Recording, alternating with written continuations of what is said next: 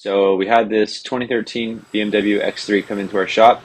Customer complains that there is a burning smell, the car will not drive, and the check engine light is on. It also has a really loud grinding noise coming from it when the car moves. After removing the vehicle's under panels, we found that the front differential had failed entirely and that there is a big hole inside the casing.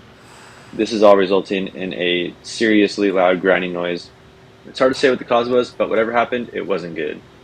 Well, this actually looks like it combusted. And I can't prove that, obviously, but this probably got super hot and you can tell the bearing was wearing.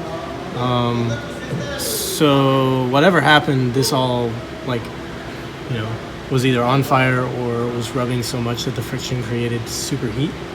But, I would imagine it was either like super low fluid, but it doesn't look like it was leaking unless we cleaned it.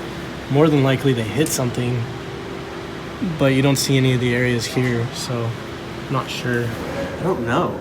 It's hard to say if it was a lack of maintenance and no fluid drying it out, causing to internally fail, kind of explode, ruining the casing.